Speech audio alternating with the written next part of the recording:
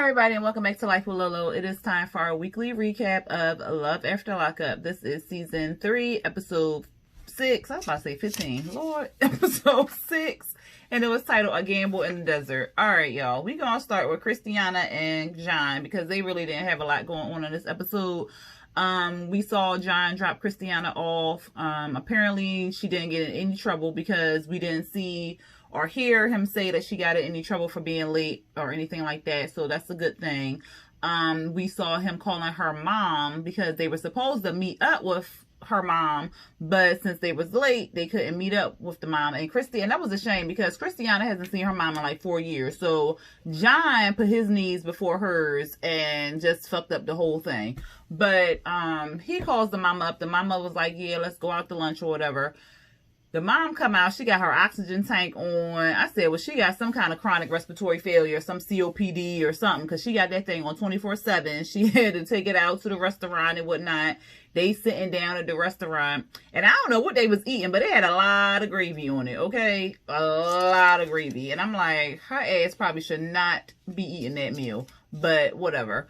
They was talking, and she wanted to know like why they do like a Native American wedding when Christiana is Christian. And in her confessional, she was saying like she wanted her daughter to walk down the aisle in the church and so forth. And she don't even think that the Native American wedding is real. So I was just like, oh damn. But he was just saying like we gotta talk about that, and we'll talk about that someday or whatever. And I'm thinking y'all should have talked about that before y'all got married. That's an important thing, because do she gotta convert to be in the Native American culture? Like how what is it? Is it Jewish people? I think it's Judaism, where where they convert and stuff like that. So, like, do she have to convert? Like, it's something that y'all needed to talk about. Like, you just can't put her in that spot and then expect her to fall as she may because that's what you wanted to do or whatever like that. He ain't think about her, consider her, or nothing like that. So, John is really irritating. But anyway, the mom like, well, how long have y'all known each other? He was like, well, 3 months. She was like, what? Mama's face was looking like the fuck. She had lip curled up and everything, child. Mama did not look happy that they got married. And then she was like, well, have you been married before? He was like, yeah, 4 times. She was like, what? And he was like, yeah, my first wife, I ran off with her cousin, and then I got married to the I don't think I would have told nobody that story, John. Like, I wouldn't have told nobody that story. And then he says, like, him and Christiana have, like, a lot of things in common because they both went to jail or whatever. And he was saying, like, his criminal record is long. And she was just looking like, what the fuck is going on? And did y'all hear him say that he ran his account up in a negative to $200,000? How do you have a negative account of $200,000? That is crazy. He said he wrote a check under his account for $30,000 and it got approved or something. I'm like, what kind of shit is it? How do people even come up with stuff like this? Like, my mind don't even work like that. Like, I wouldn't even think of no shit like that. But he said since 2008, he hasn't been in trouble or anything like that. So he's turned a new leaf. The mom is worried because she's afraid that Christiana will get back in trouble because he's been in jail and so forth. But I'm like, he's been out of jail for what, 12 years? 11, 12 years, depending on when they film this. So, like, I think he is doing good or whatever, for her not to think that Christiana will go back to jail because of John. I think she will go back to jail because of her own damn self, if anything. What else? Mama don't think that he good for Christiana or whatever. But she said, she was like, I was hoping that Christiana would marry somebody that was good and so forth. And I don't really see that in John. I was like, ooh. But she said she wanted to see them both together to see if it's real or not. But she was saying, like, Christiana gonna have a hard time outside the jail cell because she's been, through this before. What'd she say? 8 times she been to that halfway house before? So... And every time it's like for crack cocaine or something like that. So, child, this finna be a mess. I hope she pull it together and get right. But, who else we gonna talk about? Let's talk about Q and Chevelle. Yeah, Q and Chevelle. So they had some good sex, okay? they had a good bow chicky wow wow session, okay? So they didn't. She was like, I can't believe we had sex 3 times last night or whatever. I can't even believe you lasted that long or whatever. He was like, I told you from me young, you know. And I'm like, girl, did you think he was going? Well, I did think he was going like bust like one quick one. He probably did. The first one probably was like a real quick one, unless he had, you know, jacked off prior. But like he probably was on her thigh and was like, oh baby. But he had to redeem himself, so of course he gonna put in that work to the second and third time or whatever like that. So they was both giddy and whatnot, going to the elevator and going to her house and whatnot. So he's going to see Malayla. Is it Malayla? And the mom for the first time. And I'm like, if this mama don't stop with this yellow eyeshadow and lipstick, that's not cute on her. Like, I don't like it. I wish Chevelle tell her mama to stop doing that. But the mama basically, oh, the little girl, she was cute. Because they brought her a goldfish or whatever. She pulled up. And they all excited to see her and stuff like that. He hugging her and whatnot. She like, why you smell like that? That ain't right. Right? I was cracking up. But he said he was ready to be a dad and he was ready to see her and all this other stuff. I was like, okay. Because they apparently talked about marriage and a relationship and whatnot. So we'll see. But they get to the house, because they was like in the car and stuff like that. They get up to the house, they see the little girl, then they go in the house, they see the mama, and the mama wants to ask, you know, Q some questions and stuff. And she's like, what's your plans for my daughter? What's your intent? Like, you know, what is you going to do with her or whatever? And he was like, well, he just want to take things slow. He's never been a father because he don't have any children out there, but he wants to, you know, get to know Chevelle on the outside, get to know Malayla on the outside, because it's different being on the phones than when you're face to face with somebody 24/7. So the mama was like, yeah, okay, I understand that and stuff like that. Just take your time and whatever. And she was like, well, do you see marriage in the future? And he was like, well, you know, I really can't tell you the future or nothing like that, because I really got, you know, I got to get to know her and stuff. Chevelle was over there looking dumb as fuck, because they already talked about like marriage and living together and all this other good stuff. But then when he get around the mama, he like, oh, we need to take it slow and all this other stuff. So I was just like, he was saying like Chevelle and Malayla will keep him focused, keep him out of trouble and stuff like that. So they're a good thing for him. But he said, he said he wants to get married and all that other stuff. But the thing that killed me was Chevelle and her little confessional or whatever like that. She was saying like in jail, he talked about getting married and he was ready to marry me in like 3 months or whatever. And my daughter is calling him daddy already. And I'm like, why, girl? Why? And then she said that her life was put on hold for 2 years, almost 3 years. And she's, you know, been beside him and waiting for him and all this other stuff. So he got 6 months to propose to me. I said, ooh, we gonna see. We gonna see. Again, I think that Q really likes her and digs her and sees the potential in a family with her or whatever. But he went in when he was very young. He'd been in for 12 years. He hasn't had any other interaction with anybody else. So he might want to see what else is out there, and maybe being with her for 24/7 for a little while with the daughter and stuff like that, that might not be what he wants. So Chevelle better, child. The mama said she gonna give him a chance, but she not gonna but she gonna keep her eye on him pretty much. I was just like, Chevelle, you better tell your daughter, because whew, that's not gonna be cute when that fall through. Well, I hope it don't fall through. I'm fingers crossed for it, whatever like that. But like I said, he ain't been with nobody. So we gonna see. Who we gonna talk about next, child? Let's talk about Shonda and Tyrese, because they really ain't have a lot going on either. He was still waiting there for her in his little blueberry suit. He was still waiting for her. And then the producer was like, well, do you think you just missed her or whatever? And he was like, no, but I'm going to give her 30 more minutes. When he said that, his phone rang, and she was like, well, they took me out a different area, and I'm at the bus station. So he go to the bus station to go meet her and stuff like that. and they got 3 hours for her bus to go to Kansas City departs or whatever. So she at the bus stop, he sees her and stuff like that. They run up to each other. He gives her the flowers. They kiss and stuff. He like, oh baby, you look good. And you can see like he really likes her and stuff, because his eyes lit up when he saw her and everything. She was she was laughing at her confessional over his damn blue suit. She was like, he arrived in a blue suit. I didn't know what to expect, but I was cracking up. But she said she's 28. I don't believe it. I need to see her birth certificate. But anyway, he gave her like the clothes and stuff, the bras, the drawers and stuff. He had like a cute little leather jacket. Well, it's like some little, it had like some little fake fur. I could have did without the fake fur, but the leather jacket was cute. It was a cute little jacket.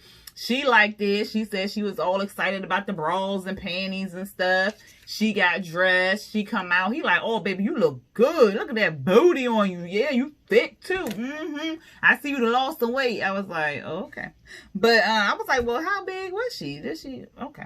Anyway, no, because he saw some, maybe in the pictures that she had sent. Okay. Anyway, I mean, she wasn't like big, but she was thick. But he was just like, you lost some weight. And I was just, oh, wait, no, he didn't say lost some weight. He was like, you been working out. I was like, working out where? Working out where, Tyrese? This girl sounded like she worked out at all. But whatever.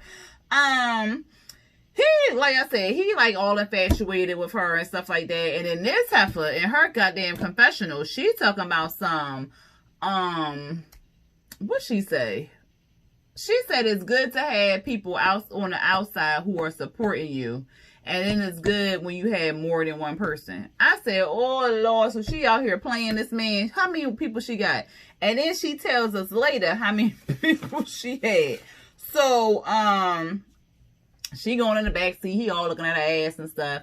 And he like, well, I ain't your man or nothing. I can look at your ass or whatever. So then they show 1.5 hours to when her bus departs and stuff. So she hungry. They go to some little place to go eat.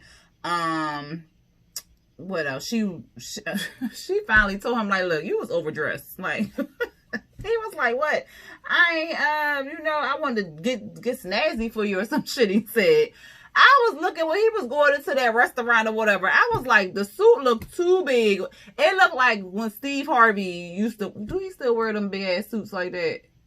Yeah, it looked like a Steve Harvey suit. Like, when they was just so big. Like, I'm like, why is your suit so big, sir? Like, no, that's okay. That's all he had. I don't know. But it was just so big on him. And he's not a big dude. So I don't even understand why he had that big ass suit on. But whatever. They go in there. They sitting down. She eating her ice cream. Before they get the chicken and stuff like that. They just talking about how they met for the first time. She said that she showed his pictures of the girls in the cell, and they was like, oh girl, you got you a good one or something.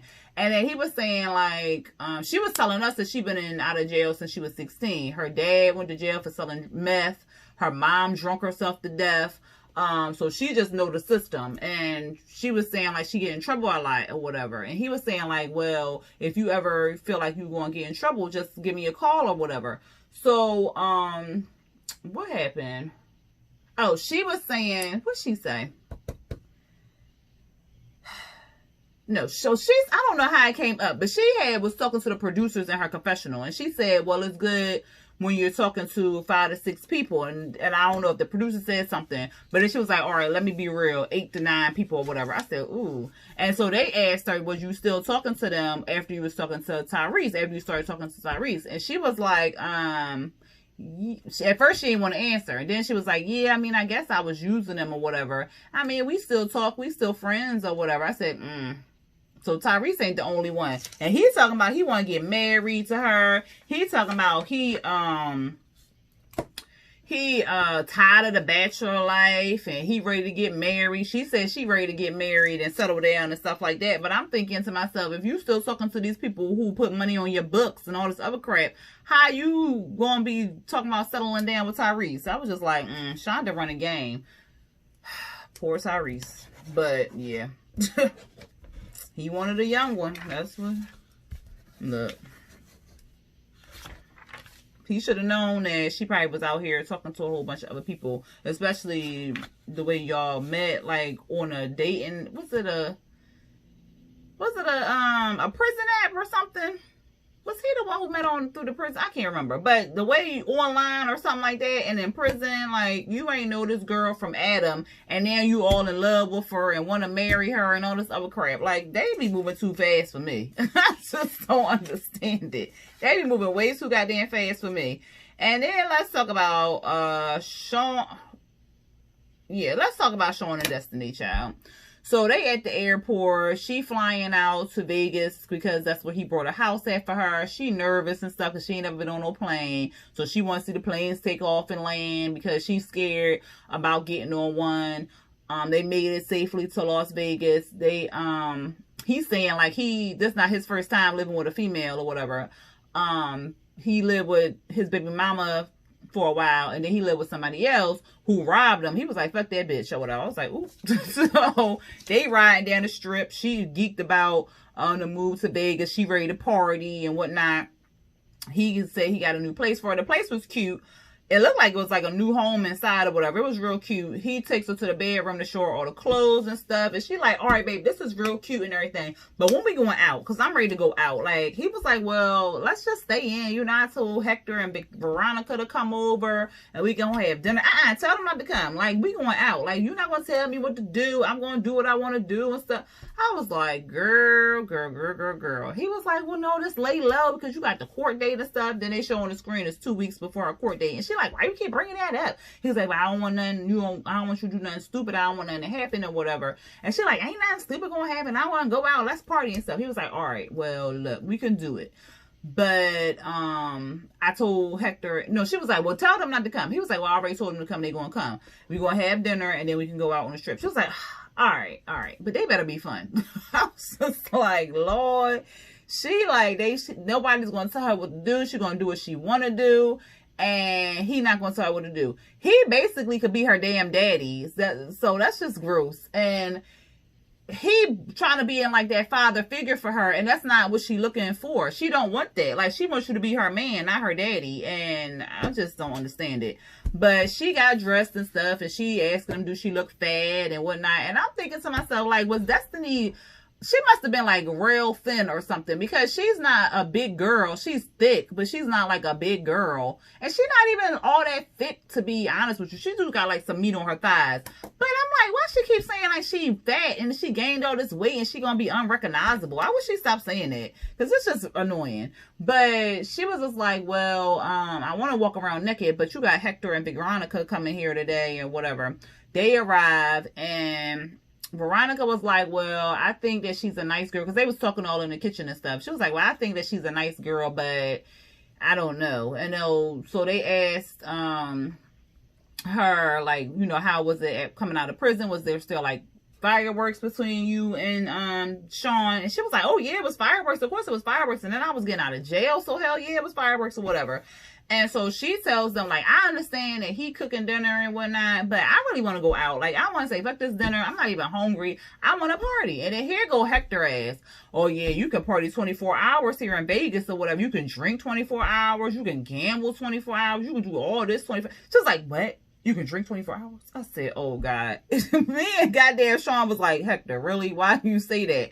And so he was like, Hector was like, well, yeah, Vegas can either make or break you. And that's true. Vegas is fun, but if you got any kind of addictions, then Vegas is not the place for you to be at. And it is not the place for Destiny. That is the worst place for Destiny to be at, is Vegas. Like, hands down, the worst place. Because what is she on, drugs or something too? So like, you can get anything from Vegas. Like, people just walk up to you off the street and ask you, do you want this, do you want that, or whatever. Like, that is the worst place for her to be living. But whatever. What happened? So Veronica was like, well, she's just a little wild for me or whatever, out there at her confessionals or whatever. And Hector was like, well, I mean, she's living her life like you never know when you're going to go back to prison or whatever. Here go Veronica. Yeah, probably tonight. I was cracking up. So she convinces them all to go out to party. So Hector in the back seat with Veronica.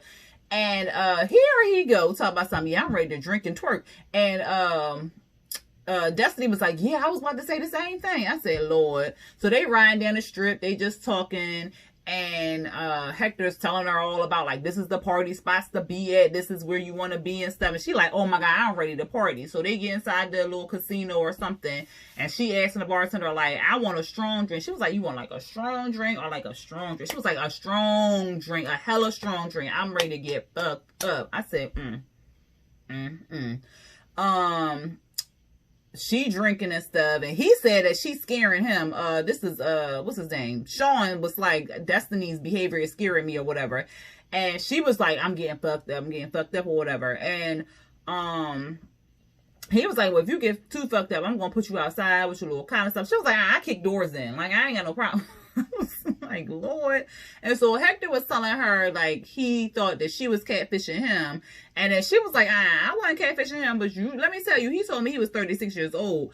And so Hector was like, well, damn, the whole time I'm thinking you catfishing him, he catfishing you and telling you he a different age and stuff like that. So I was just like, they was asking her, like, has she had sex with any women? Hector was like, well, how many girlfriends you got? She was like, what? I ain't got no girlfriends. I don't even get down like that or whatever. I said, And then she tells us that the last time she had sex with somebody was 2 weeks ago or a few weeks before she got out of prison. So they asked her what was the crazy thing she saw in prison, and she said a girl get a hot curling iron shoved up her pussy. I said, oh my God, that's the thought of that makes me cringe. Like, And then she tells us that she's a trisexual, that she'll try anything. She'll sleep with a chubby man, a man with a woman, a transsexual, she'll sleep with anything. She said she gonna try anything, anything to make her clit hard, she gonna try. So I said, oh, okay, girl, okay.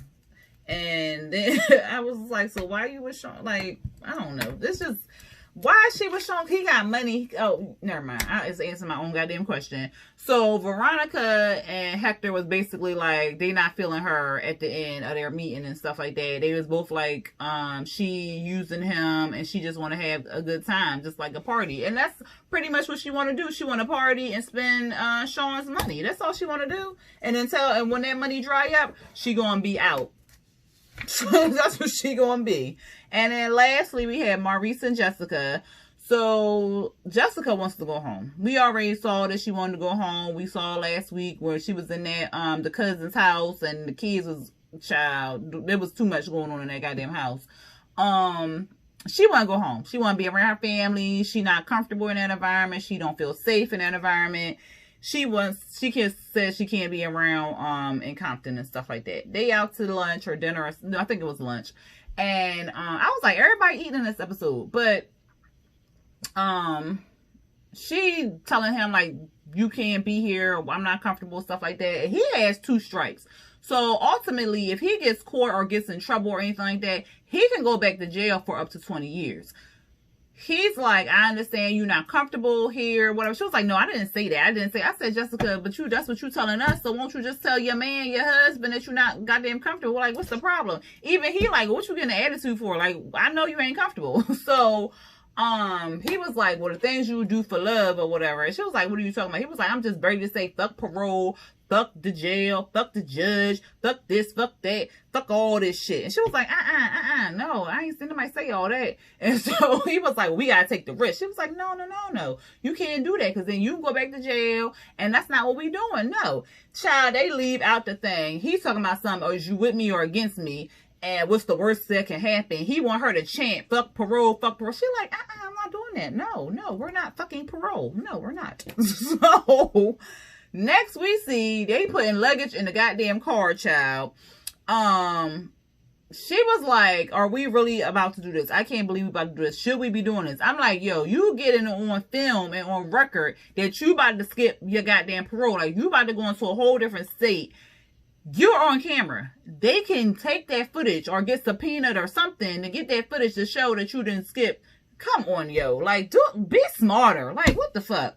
So he's saying he want to meet his parents, which is her parents or whatever, because, you know, they married and stuff. So it's, you know, his in-laws and whatnot. So he like, I want to meet my parents. I want to be, see the house that I'm going to be living in and stuff like that. And I'm like, you can do that FaceTime. Y'all ain't got no FaceTime. Y'all can't Skype. Y'all can't Uvu. You can't use the Android video, call it like Facebook, like something. You got to be doing, like, you could call on any goddamn app these days. Instagram. I think you can call, yup, my little sister called me through Instagram one time. I was like, what is this noise? Instagram, Snapchat, like, you can fucking call anybody through anywhere and see their goddamn face. You can't do that. You got to go to a different state. Like, Maurice is acting a fool. Vegas is 4 hours from where they are right now. They steady driving and stuff. And she like, I can't believe we doing this. Like, if you get caught, if we get pulled over and you get caught, you can go back to jail for 20 years. He like, fuck all that shit. I ain't worried about that shit. We gotta take risks and stuff. And she like, oh my God. We already know her parents wasn't happy. She like, well, I don't think my parents gonna be happy when they find out he didn't skip parole and stuff. And then the parole officer, he got a call, and I don't know if he got to go into the office once they call or be at a certain location, or because I think they track the phone or somehow they figure out where that person is when they call. I know they call like a landline, try to, or anyway like that, but most nowadays people don't have landline phones. So I don't know, because I ain't never been on parole and I don't want to be on goddamn parole. So I don't know, but they was concerned that the parole officer was going to call and they wasn't going to be able to take his phone call. So I'm just like, y'all know, if you got a good parole officer, they going to keep up with their parolees and check and stuff like that. So they just stupid. But he like, I don't care, like, fuck it, whatever. So when I meet Dad, I'm gonna be like, what's up, my nigga? She was like, no, you can't do that. No, So the next thing, the last thing we see is she driving and she like, oh my God, we're like almost there, whatever. She was like, I'm about to take this last exit so we can make a U-turn and go back. And he was like, no, don't do it. Like, you with me or you against me? Like, come on, like, ride or die or whatever. And she like, no, what? Like, this is crazy. Like, what are we doing and stuff? So they arguing back and forth and whatnot. And then it ends, child. I said, this is so stupid. I hope she turns around, because if he gets caught, he going back to jail for 20 years for what? Skipping parole? Like, that's so stupid. Like, that's so stupid. If I'm going to do 20 fucking years, I'm going to do something for them 20 years. I'm not going to go back to jail for those 20 years for skipping some goddamn parole. Are you fucking kidding me? Girl, stop. But anyway, that was Love After Lockup, y'all. Y'all let me know what y'all felt about this episode down there in them comments. If y'all like this review, go ahead, hit that thumbs up button and hit the notification bell and the subscription bar if you're not subscribed to my channel but you're watching this video. All right, y'all. Until next time, peace.